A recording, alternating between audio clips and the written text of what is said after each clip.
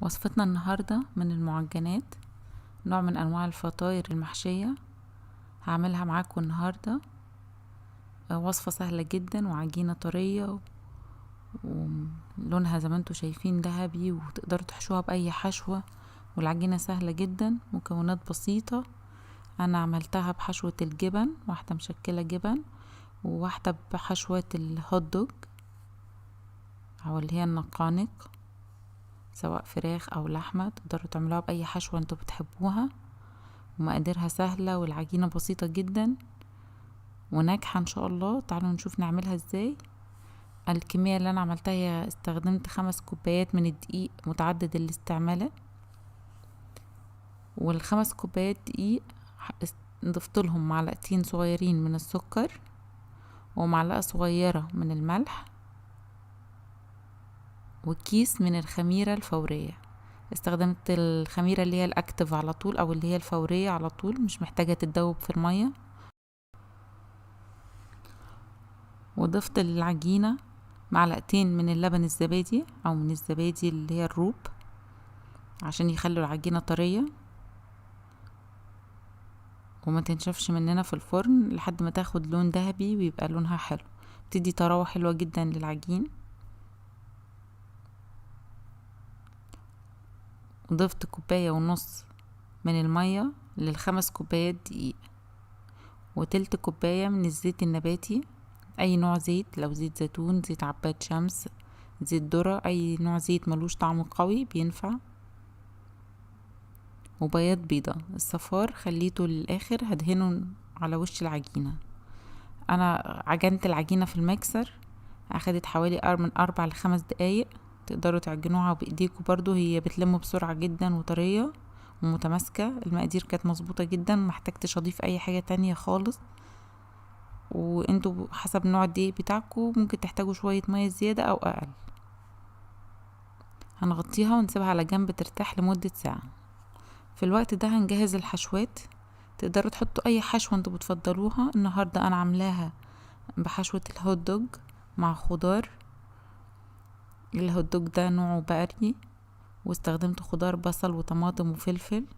تقدروا تضيفوا زيتون مثلا اسود مقطع او اي نوع خضار بتحبوه. وخلطته مع بعض بمعلقتين كبار من الكاتشب، واستخدمت جبنة موتزاريلا في الحشوة دي. والوش الفطاير دهنتها بصفار البيض مع رشة من حبة البركة. كمان تقدروا تحطوا سمسم. انا قطعت الهوت دوج السلايز او شرايح متوسطة، مش رفيعة قوي قوي ومش تخينة، عشان ما تنزلش سوائل كتير في العجينة. وهقطع الخضار بنفس السمك تقريبا برضو، واحطهم يستووا الاول وتبرد، وبعدين نشكلها في الفطاير. مهم جدا ان الحاجة اللي نحشي بيها تكون شوية مستوية، الا لو هي لحمة مفرومة، يعني مش هتاخد وقت طويل في الفرن. قطعت الخضروات كلها وحطيت معلقتين من الزيت، وهنزل فيهم الهوت دوج والخضار مع بعض يتشوحوا كويس مع بعض ويستووا، وهمزجهم مع بعض بالمعلقتين الكاتشب. لو انتوا حسيتوا ان هي محتاجة ملح او سبايسز شوية، تقدروا تحطوا رشة ملح وفلفل. انا حسيت ان هي مش محتاجة، لان النوع ده من النقانق اللي انا استخدمته او الهوت دوج كان شوية سبايسي، او يعني في توابل اكتر، فمحتاجتش ان انا اضيف حاجة. لو حسيتوا ان انتوا محتاجين تضيفوا رشة ملح، ادولها رشة ملح وفلفل. ما سبتهاش تستوي كتير قوي قوي وتنزل مية عشان العجينة. هسيبها بس على جنب تبرد، ونبدأ نشوف العجينة ونشكلها لحد ما هي تبرد. بعد ساعة تقريبا العجينة كان حجمها الضعف، بقت هشة جدا وطرية. الكمية دي كفت ان انا اقطعها ل10 قطع متساوية في حجم البرتقانة، فانا قطعتها بالحجم دوت، وبدأت اشكلها يعني حسب كل واحدة هحشيها ايه. هوريكم كذا نوع من الاشكال يعني اللي شكلتها بيها، تقدروا تعملوا الاشكال اللي انتوا بتحبوها. اهم حاجة تسيبوا العجينة ترتاح كويس، وتتأكدوا ان حجمها ضعيف وان هي خمرت كويس.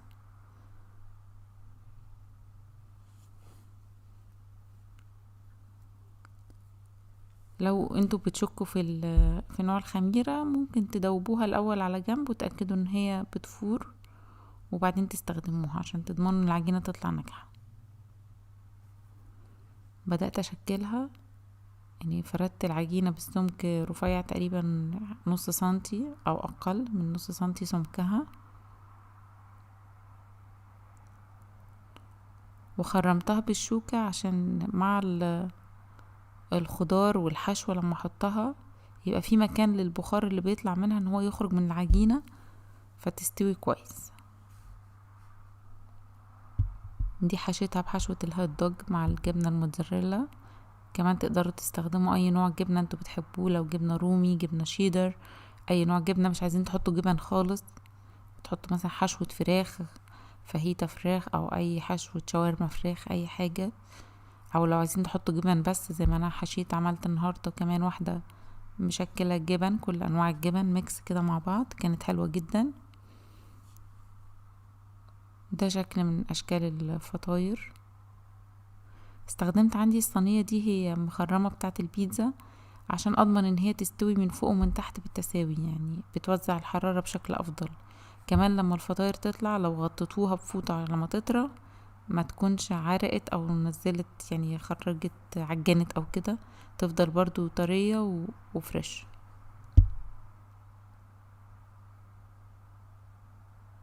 عملت من الشكل ده 3 وحدات. بعدين حطيت معلقتين حليب على الصفار البيضة ورشة ملح وفلفل اسمر خفيفة قوي، يعني مش ملح كتير، رشة بسيطة جدا، وفلفل اسمر طبعا عشان ميبقاش فيه ريحة قوية للبيض. ودهنت الوش بالخليط ده مع رشة من حبة البركة. حبة البركة مع العجينة دي بتدي طعم حلو جدا. تقدروا تستبدلوها بسمسم او ما تحطوش حاجة خالص، يعني حسب ذوقكم.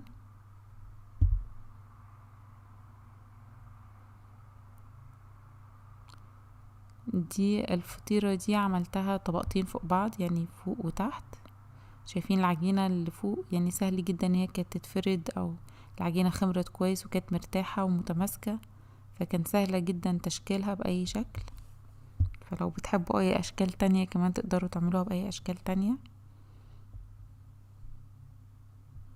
دي كانت بنفس الحشوة برضو هوت دوج وجبنة،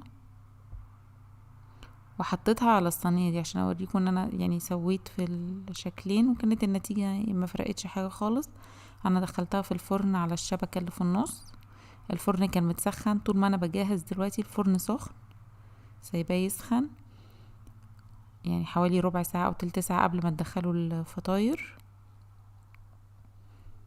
وبعدين بنحطها في الشبكة اللي في النص، بتاخد تقريبا حوالي من 20 ل25 دقيقة، بتكون استوت كويس من تحت ووشها احمر من فوق. ما احتاجتش خالص ان انا افتح الشواية، هي اخدت لون زي ما انتوا شفتوها كده، كان لونها حلو جدا، لون العجينة ذهبي ولونها حلو قوي قوي.